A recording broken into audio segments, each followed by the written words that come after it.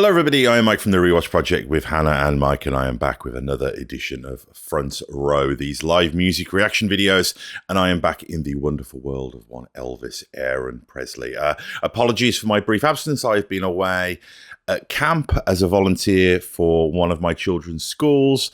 Had a great time. Really recommend this to any of you parents out there. It's great to give a little bit back and to support your kids and to support the local school. But that does mean that I have rather wonderfully been away from technology for a few days, but I am back now, entrenched, immersed and assimilated in the world of technology, including, of course, YouTube, which means I am very happy to be back with you, the music fan, to talk a little bit of Elvis Presley. Before getting onto that, though, quick bit of housekeeping.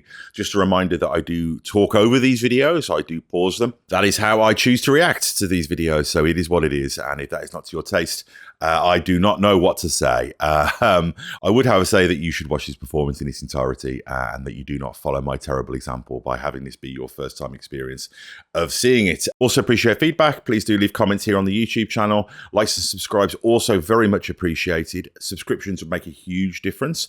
It results in a higher profile for the channel on YouTube. More people find it, more people get involved in the conversation.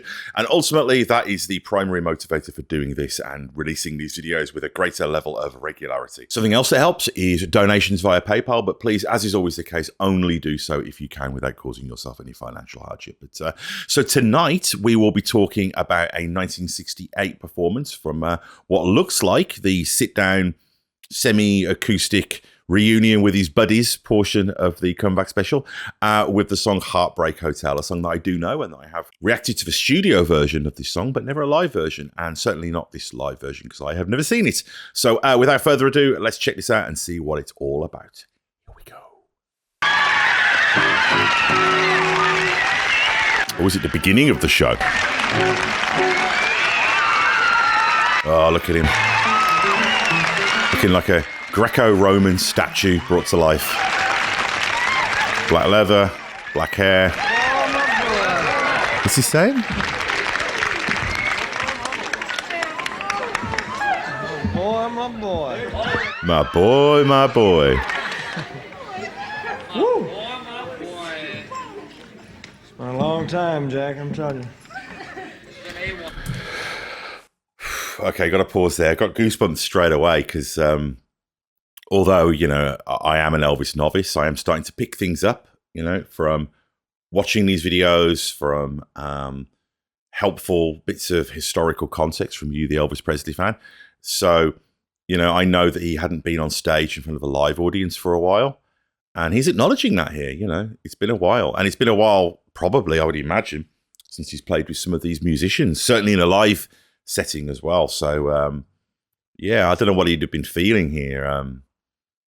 You know, nerves, probably, particularly the intimacy of the audience. A lot of the time musicians say, and I kind of know this from my own experience of playing in bands, sometimes it's more nerve-wracking to play for a small audience who are going, you know, we're listening, than a large audience, you know, who have got their own things going on. So, yeah, he looks focused, he looks excited, but definitely a little bit of nerves there. Let's see how this plays out, shall we? One of Elvis's greatest strengths is his sense of humour, so I suspect that'll probably help him out a little bit here. Okay, let's go. AWOL. About 15 minutes. About 15 minutes, man. AWOL. Are we on TV? No, we're on a train heading for Tulsa. Okay. Man. Good night. Quick show. Well, since my baby left me, found a new place to dwell. But it's down at the end of Lonely Street at Heartbreak Hotel.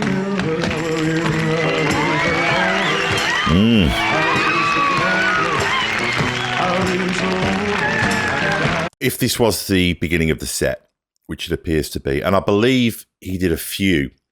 I've seen some footage somewhere where they're letting one audience out and letting another audience in. So I think he did a few of these sit downs. So this might be, just guessing here, this might be the first song of one of these.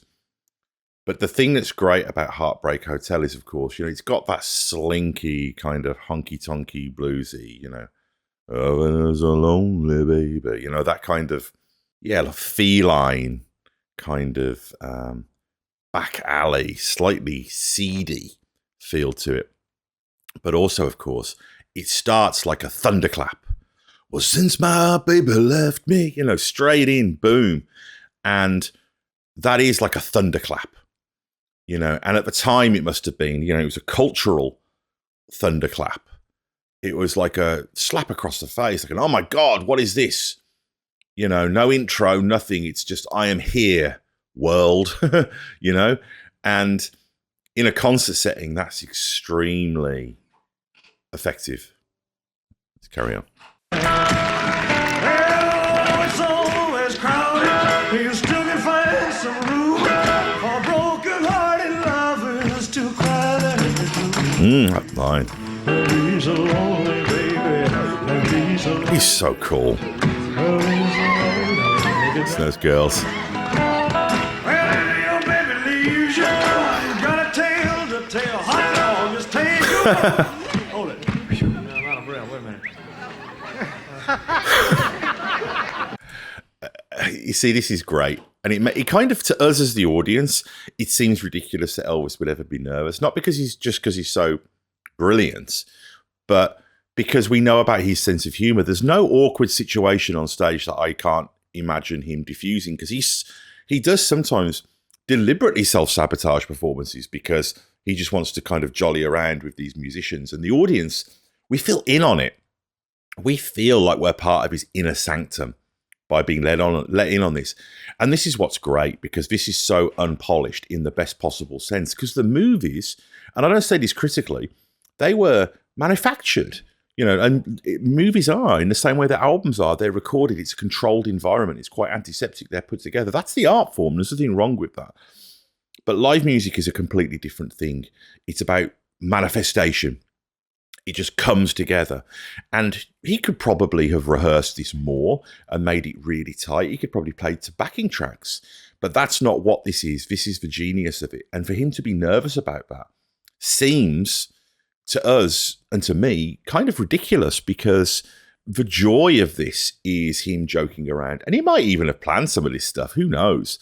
You know, but the fact that he hadn't sung like this for a while and the rawness of it. And it's like he's taking the song and looking at it from a different perspective. And to be part of that is really incredible and insightful and interesting and entertaining. This is leather suit, Jack. We get to you, I'm telling you. It's his leather suit. Well, if your baby leaves you, you got a tale to tell. Let us take a walk down on the street to HEARTBREAK Hotel, where you will he's alone. Oh, yeah. Alley Cat. He's lonely, you could die.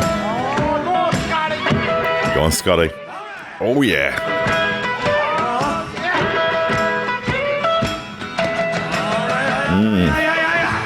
His legs going. Is that Lance Legault again? Colonel Decker from the A-Team. Well, if your baby leaves you, you got a tale to tell. Let us take a walk down on the street. Oh, the snare. Bit of... He's so lonely, you could die. I don't want to quit, do we, man? Well, you got a tale to tell. Well, just take a walk down on the street or two. Just a ball of energy. He's so lonely, you could die. One more time, Scotty. One more time. All right, you got it. All right, you got it. You had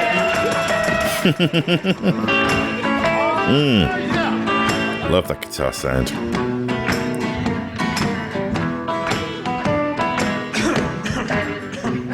The bell's just...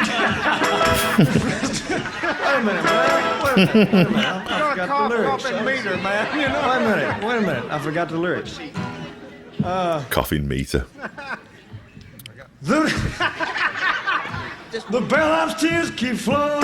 The desk clerk's dressed in black. Well, they've been so long on the street, they'll never look back on it. Lonely, baby. Oh, so lonely. They're so lonely that they could die.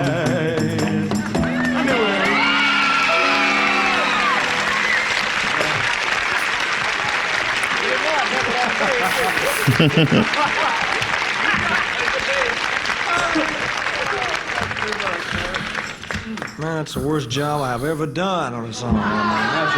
No, that was brilliant. And he feels almost voyeuristic watching this, which is the kind of the pleasure of that. And to see him being so open, because he is iconic. I mean, if you look at him here, that's a word that gets thrown around a lot in modern popular cultures, to the point where it's kind of become meaningless. You know, we talk about reality TV stars being iconic.